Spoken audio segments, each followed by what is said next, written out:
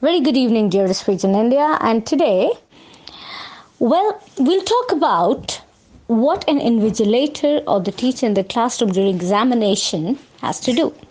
Now, we are aware of the technical guidelines that an invigilator must follow, that is, to follow the code of conduct and to see there are no unfair means happening in the classroom. And if you find it, then you should act immediately, etc., etc. These are the technical guidelines that every invigilator has to follow, and they know it. But now, let us understand the unsaid guidelines and the most important guidelines that an invigilator must follow. The 3 hours journey of examination that a child goes through has to be relaxed, stress-free, and full of positivity. But what happens otherwise is that when an invigilator enters the room, then there is bang on the table to keep quiet, to keep the things outside and no voice and etc. etc.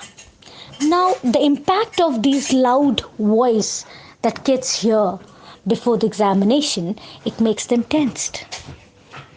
They go through anxiety at that moment that, oh my god, what do I have to do? Oh, I have to keep this outside. Oh, okay, I have to do this and all that. So when the start of that hour is in the mode of anxiety, the kids recalling process deteriorates.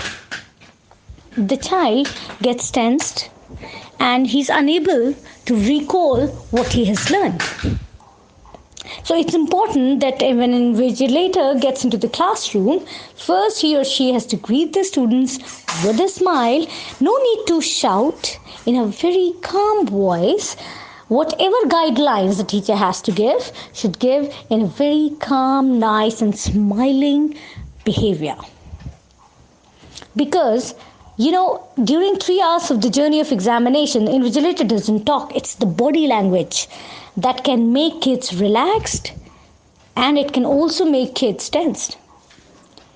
Like, you must have seen some of the invigilators walk with great noise of the feet when they're going through the rows where the kids are sitting. Now, the problem is that when they make noise with their feet, not some of the invigilators do intentionally, because just to create the fear that I'm there and you cannot do anything wrong, and some of them do it out of not consciously, but it's in their nature, or maybe it's their habit. But these are the things that we need to make them learn, that we shouldn't do these things. Because any noise that is not important, or unnecessary noise in the classroom is not required. Be it the loud voice, be it stamping your feet, or be it anything. Your eyes, you don't need to stare at anyone like that, but you need to keep a watch, and you can do this without using any of your senses, as in vigorously. You can do everything very calmly and in a very nice way, so that those 3 hours journey of examination rocks for every child, and every child is happy and calm, and also he should feel the trust in the teacher who is right in front of him. This is very important. So the unsaid guidelines that an invigilator should follow, starting from entering the classroom to the greeting children, and it's absolutely no for using unnecessary voice or noise, like banging the table or speaking loudly. You should speak in the most calm and humble way during the examination, because that makes the child relax. Any kind of noise that would tense a child during that examination will affect his recalling process, and the result will be that he will not be able to score according to the hard work that he has given in the examination. An invigilator play an extremely important role for children to behave nicely, to give their best in the examination and get great results and also be stress free. So, my friends, the most important qualities and the training that an invigilator should have is their body language, how they should behave in the classroom. If someone is asking question, be it a careless question, be it an unnecessary question, you don't need to shout at the child, you don't need to make him sit, you don't need to do anything. You just need to go near the child very calmly, hear the question calmly and answer it.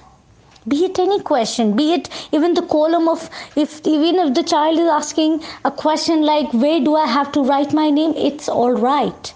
The child is tense at that moment and you need to understand that. And once you understand that, you can solve that problem easily and nicely, and child will be very happy that my teacher is hearing me, and even though my question is unnecessary, but she is with me to answer me so that I can do my work amazingly. Well, thank you very much for your great attention and thank you for hearing me.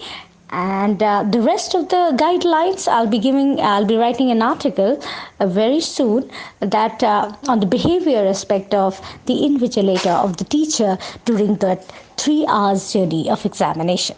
Thank you very much, and lots of love and blessings. Take good care. Bye bye.